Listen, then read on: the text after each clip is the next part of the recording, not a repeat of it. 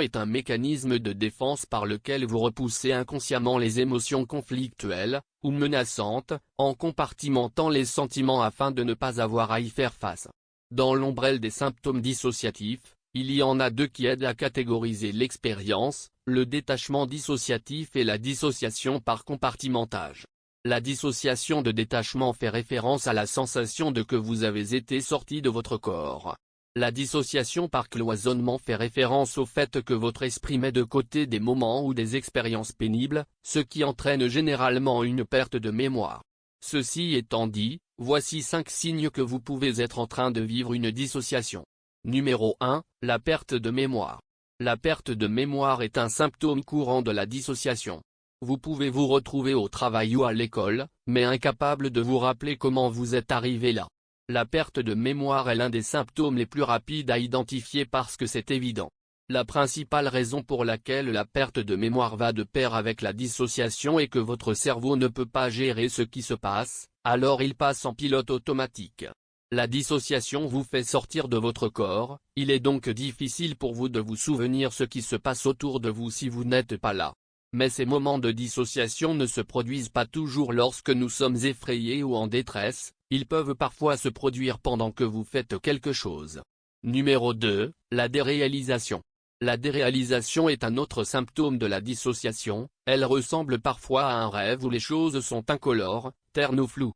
La déréalisation est pénible et peut causer de l'anxiété, mais elle est commune pour ceux qui souffrent d'anxiété, de dépression, et d'autres maladies mentales. Cependant, la déréalisation diffère d'autres symptômes de troubles psychotiques dans le sens où il y a un certain degré de conscience, vous êtes conscient de la réalité et du sentiment qui vous en éloigne. Troisièmement, la sensation d'étourdissement.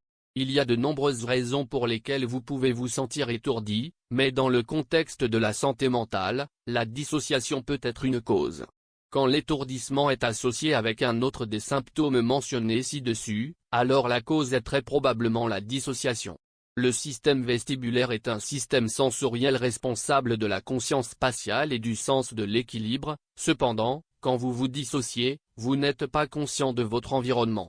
Quand vous arrivez à la réalisation soudaine de votre environnement, il y a presque une simulation vestibulaire et vous rend étourdi. Numéro 4, ne pas ressentir la douleur. Un autre signe de dissociation est de ne pas sentir la douleur. Il y a des recherches qui suggèrent que la dissociation ne minimise pas seulement les souvenirs douloureux, mais aussi la douleur physique qui leur est associée. Cependant, le lien entre la dissociation et la douleur n'est pas uniquement lié au traumatisme. Les personnes qui souffrent de douleurs chroniques peuvent également souffrir de dissociation. Pour certaines personnes qui font l'expérience de la dissociation en raison d'un problème de santé mentale, le sentiment de ne pas ressentir dans leur corps peut parfois les amener à s'automutiler. La dépersonnalisation vous fait faire quelque chose pour vous ramener dans votre corps.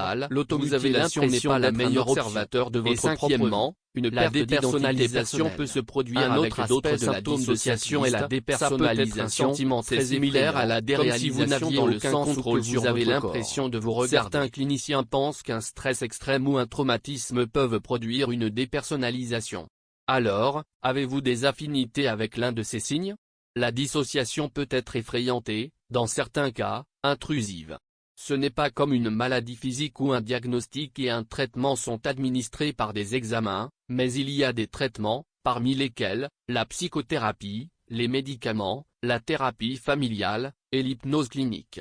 Si vous ressentez l'un de ces symptômes, veuillez vous adresser à un professionnel de la santé pour un traitement. Veuillez aimer et partager cette vidéo avec des amis qui pourraient également trouver de bons conseils dans cette vidéo. Assurez-vous de vous abonner à Côté Lumineux, et appuyez sur la cloche de notification pour plus de contenu. Toutes les références utilisées sont ajoutées dans la boîte de description ci-dessous. Merci beaucoup d'avoir regardé et nous vous verrons la prochaine fois.